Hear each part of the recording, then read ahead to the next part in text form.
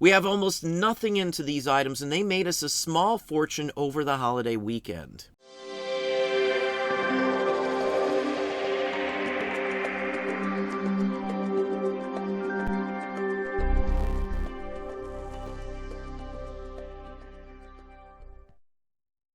Hey, it's Don. We're going to look at some of the items we've sold over this past holiday weekend. We had some phenomenal sales, and we have almost nothing into the items that we've sold through the holiday. Now, we sold a pretty big range of stuff this past holiday weekend. There's no real rhyme or reason. Some of the items were on sale, some weren't. Some came in and were actually from best offers. Others were offers we sent out. And still yet, many others were just direct purchases at the actual list price. Now, we took $42 on an offer on this set. It is not the complete set. It is missing volume 1. We still got 40 bucks out of it. I paid $2 for the whole set. I don't know how long ago. This has been up for a while. This is one of those things you put it up, you forget about it. So all told, I've got nothing basically into listing it based on our store level. So we've made well over 30 bucks just for throwing these up online. We do sell a lot of magazines and books. Some of them, again, we'll put them up or forget about them. This is one of them. This one went for $30 plus shipping. Happy with the sale. I've got $1 into it, as I usually pay only $1 or less for every magazine we've got out there. This was bought with a lot of other stuff. I don't think I have any more of these left at this point either. Now, this next one's a trade card from the 1876 World's Fair. Now, this has been up for quite some time. I do put high prices on things and just kind of see where they go on some of these sorts of items. Now, one side of the card is very common. This sort of card back from the 1876 World's Fair Centennial Exposition, for those of you as well, they're common. They made a ton of these backs. So you could literally order the back just like this, and the printer would put your item, your advertising on the reverse side of it, which is what happened here. Now, there's one very specific reason we sold this paper card here for $275, and it's tied to the Franklin Institute. That is the one and only reason this card sold over and above all of the other cards from 1876 for so much money. It's basically an advertising business card with a fancy back from there. Now, it's the Potsdamer and Company, but it's tied to the Franklin Institute. At this point, the Franklin Institute had only been open for a few years. We've sold quite a bit of other items from the Franklin Institute as well for some really good money. It's highly collected. It's actually tied to Franklin's letterpress industry and such forth as well. So that's why this one went for almost $300. Now, this one here sold for $57.50 plus they paid shipping. This was an offer I sent out to a watcher. Now, this was purchased with a bunch of postcards.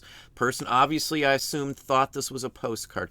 Now, the most important aspect on here is who does the artwork on here. It's a Palmer Cox brownies. That's the caricatures. They're little brownies. There's books, and Palmer Cox is the artist. He did all the artwork for those series. It's the only reason this card here sold for almost $60. It is farming, though, so they would have had some interest, but the Palmer Cox brownies are what sells these sorts of items. We've sold many, many different types of things tied to Palmer Cox. The books, buttons, pins, silverware, dishes even show up from Palmer Cox. There's a ton of stuff from him, and they all sell for some decent money. Now, we do sell comic books quite regularly.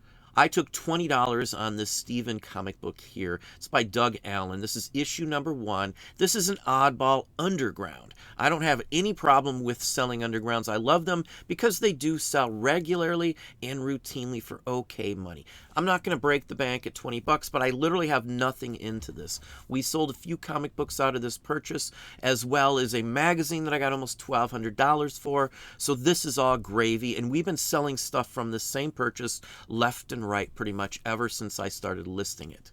Now, I love labels of all sorts. Luggage labels, product labels, bottle labels, any label basically I'm interested in. And this is from the Morrison Hotel in Chicago.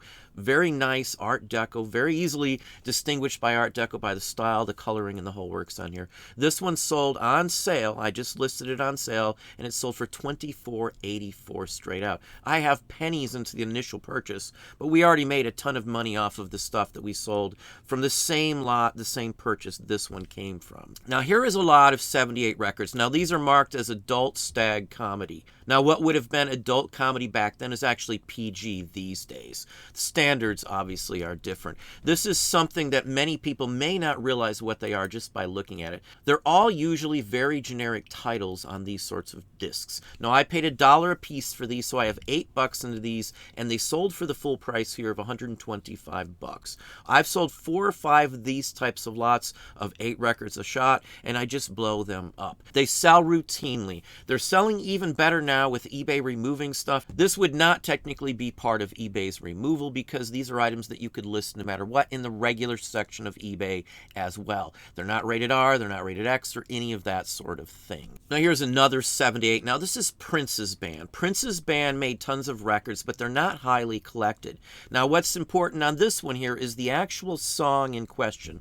Hot Time in the Old Town Tonight, and this is one of the earliest actual representations of that song on a disc like this. So we got $30 plus shipping on this one as well. So nice condition disc, very happy with those sorts of sales. I pay $1 or less on any of the 78s we buy. Most of the time I can buy a big lot of 78s and get my costs down to around $0.25 a piece or so. Now, obviously, with the loss of Ella Fitzgerald, her items have taken off, and we've been selling most of the 8x10s that we have up right now. This is a very interesting one from the biography series that they have out on her as well. $20 plus shipping. Now, this next lot is a set of trade cards that you could have acquired if you bought Arbuckle Coffee. And there's actually 12 different animal cards in this set. And I took $37.50 on this lot here, plus shipping. So basically $40 for this set here.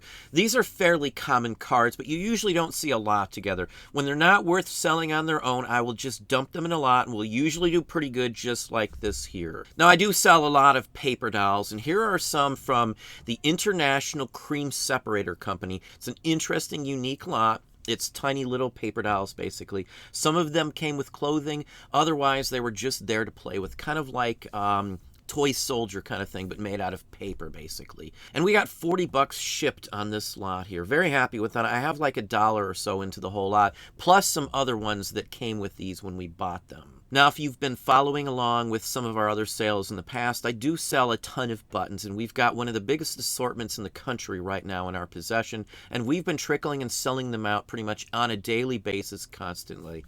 Now, I had another button similar to this one here, but it was for a delivery truck with the closed-in back section. Other than that, the button looks almost identical, but it was a different button. That one sold for $350, and I took $300 on this one here. At this point, all of the buttons have been paid for by the sales we've already had. So again, this is all pretty much profit across the board. We actually found another one of these very same buttons also, so another $300 is pretty much assured on any of these types of buttons here. Button-wise, we sell thousands of dollars every single month just in uniform and shirt buttons like this one here. Here's another fine example here. This one sold for $50 to someone who bought 4 or 5 other buttons also. I think the end result on his multiple sales was almost $400 on 5 different buttons that he bought. This is from the Hudson County Penitentiary System. It's basically a jail, county jail in Hudson County, New York from the 1870s or 80s. Fairly scarce button, and that is why it sold for so much money. And the last item here is a livery crest style of button here. This one has a lion. It's kind of a unique design. Now, this button's from the 1860s or 1870s. You can clearly tell that by what's written on the back, as well as how it is written. Now, the key to dating these sorts of things is not the company itself, it's how it's stamped in and how it's written in the back. That will dictate when they were made within a very small time frame. And this one dates from the 1860s to the 70s very clearly by how this one's stamped on the back. It did sell for full price, $57.50, by someone overseas. This one's going to Japan right here. Excellent sales. Well, I've got nothing into it, just like all the buttons you see me sell from this point going forward. Absolutely nothing. All easy sales this weekend, as I said. We sold a lot of things this weekend. It actually took me twice as long to pack up. Obviously, we had an extra day, but it was still a horrendous amount of items flying off the shelf. Well, there you have it. Hopefully that gave you some ideas, some thoughts. If you enjoyed this video, please hit that like button down below. You can also hit the bell icon to be notified if I post new content or go live. Subscribe and tell all your friends.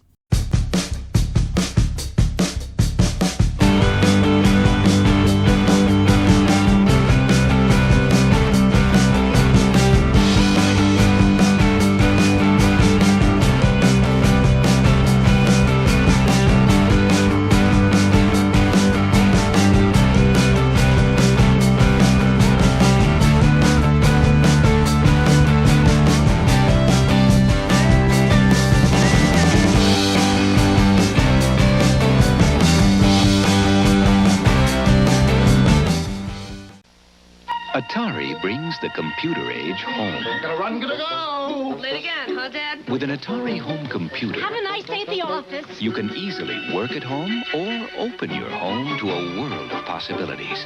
In fact, the hardest part about owning an Atari home computer isn't how to use it, but who gets to use it. Lock it closed, Dad. Mind if I do my work? Hey, no problem. Atari home computers, we brought the computer age home.